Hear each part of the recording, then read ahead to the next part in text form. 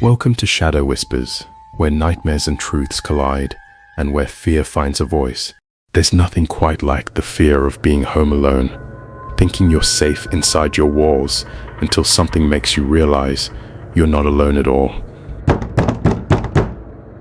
Tonight, I'll share 3 disturbing true stories that prove your home might not be as safe as you think.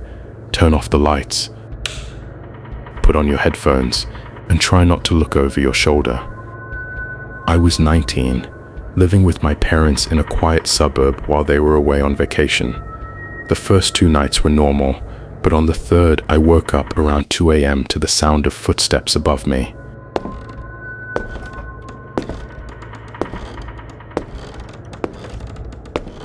My bedroom was in the basement, so every creak of the floorboards upstairs was painfully clear. At first, I thought it was just the house settling, but then I heard slow, deliberate footsteps, moving from the kitchen toward the hallway. I froze. My parents weren't home. Nobody should have been there. Then, the footsteps stopped, directly above the basement door. Suddenly, the doorknob began to turn slowly, back and forth. I couldn't breathe. I texted my neighbor in a panic,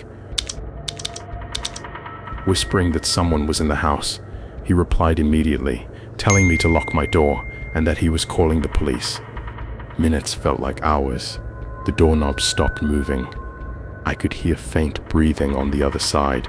Finally, I heard the front door slam. Police found muddy footprints leading up to the house, but nothing was stolen. Whoever it was just wanted to come inside. My older sister told me this story. It was winter, snow piled high outside. She was 16 and babysitting me while our parents were at a late dinner.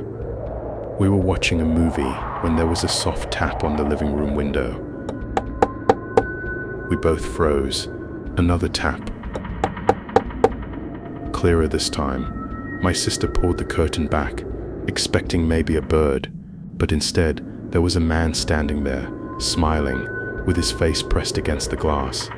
He mouthed something neither of us could hear, then he simply backed up and vanished into the dark. We called our parents, who came racing home. Dad found footprints in the snow circling our house. The man had been tapping on every single window, checking for one that was unlocked. If our living room window hadn't been locked, I probably wouldn't be here to tell this story. A friend of mine moved into a cheap apartment right after college. It was small, kind of dingy, but it was his first taste of freedom. One night, he came home late from work, exhausted. He grabbed a beer, sat on his couch, and started scrolling through his phone. Then he heard a small cough from his bedroom.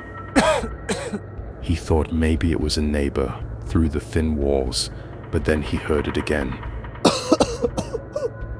A short, human cough. He grabbed a kitchen knife and slowly opened his bedroom door.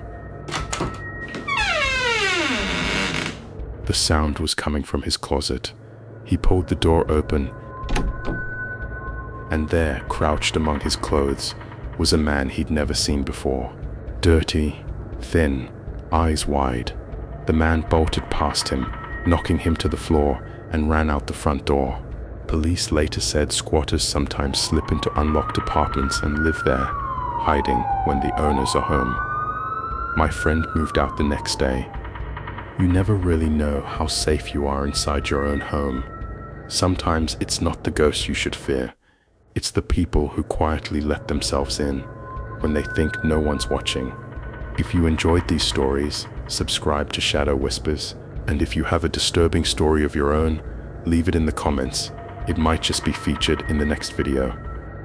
Thank you for watching Shadow Whispers, where fear always finds a voice. Join us, subscribe now, and step into the shadows. I am Mr. Zaidi, your Detective Z, who walks in darkness and runs behind death. This is Shadow Whispers.